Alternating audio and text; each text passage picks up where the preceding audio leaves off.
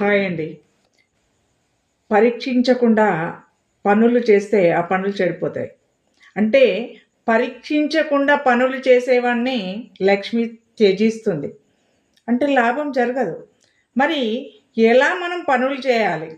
First మన కార్యం, ఒక పని, ఒక మంచి పని చేసి దాని ద్వారా సంపాదించుకోవాలనుకుంటే ఆ పని గురించి మొదట మనం ఊహించుకోవాలి. ఆ పని గురించి పరోక్షంగా ఇతరులు చెప్పింది వినాలి. చివరగా ఆ పనిని ప్రత్యక్షంగా చూసి, ఆ పనిలో నెగ్గిన వాళ్ళ అనుభవాలు తెలుసుకొని, ఆ పనిని పూర్తి చేయాలి. ఈ రకంగా పరీక్షించి మనము పనులు చేశామనుకోండి, ప్రతి పనిలో మనకు విజయం లభిస్తుంది, లాభం కలుగుతుంది. ఈ పరీక్షించడం అనేది అక్కడే కాదు.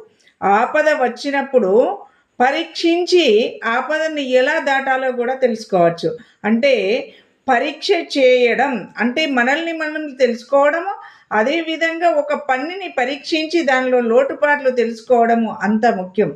అందుకే ఏ పనైనా పరీక్షించి నీకు నువ్వు ఊహించుకొని ఇతరుల ద్వారా విని ఆ విన్నయన్ని ప్రత్యక్షంగా చూసి అందులో లాభాన్ని తెలుసుకున్న తర్వాతే మంచి పనిని చేసి కార్యాన్ని పూర్తి చేసి అందులోని లాభాన్ని పొందాలి. అప్పుడే ఏ వ్యవస్థనైనా ఏ సంస్థనైనా మనం నడిపించగలం.